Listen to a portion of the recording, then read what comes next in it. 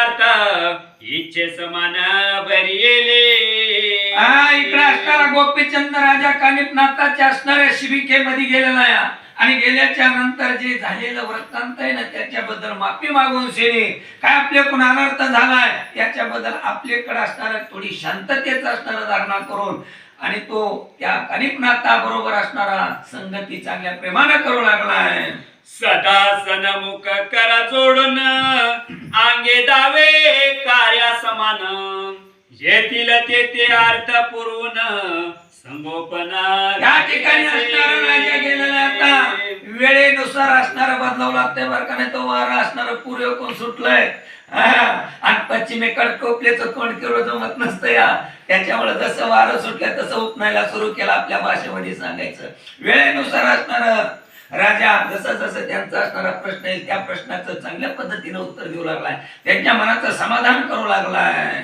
जैसे दुर्वासा ते सकळ सेवे आराधे कौरव पाळ धन्याय हा भोपाळ नाता लागे संभोखी. जसा असणारा दुर्वास ऋषीच्या ठिकाणी असणारा त्या ठिकाणी त्यांना राग क्रोध आला होता पण असणारा इथं पांडवाने त्या ठिकाणी दुर्वास ऋषीची पुन्हा शरणागती पत्रून त्यांचं मन शांत केलं तशी अवस्था गोपीचंद राजा करतोय. आसवाशे सेवे प्रकरणे आस्तास गेलाय वासरमणी मग राया ते आज्ञा देवनी बोलविलास नाते.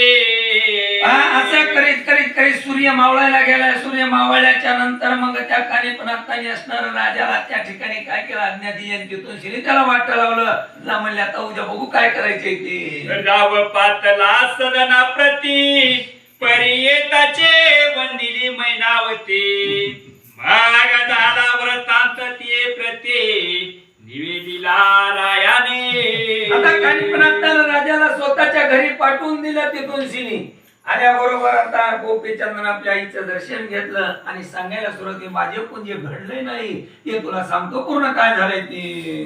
मग अवश्य बोलणे मैनावती शिबिरा व्रतांत निवेदने ती जसे त्वा जाओने शिबिरासे युक्ती प्रयुक्ती बोधनी त्यासे. राजाने आपल्या आईला काही मुलाचा नातं याला म्हणते तर काही जरी आपल्याकडून घडलं जर आई पशी जाऊन शिने जर आईला जर शरणागती पत्र आईला सांगितलं ना तर आई आपल्या मुलासाठी काही करते.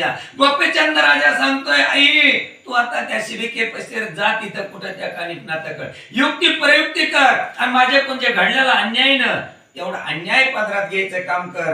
तो आलाला कोप आहे कुणाला त्या नाताला त्यांचा कोप शांत करायचं काम आता फक्त तूच करू शकतेस माझ्यासाठी आणि मुलासाठी आईच करू शकते बरं का दुसरं नातं करीत नाही. त्याच्यामुळे गोपीचंद राजा आपल्या आईला असणारा आता कानिपनाथाकडे कसा पाठवतोय.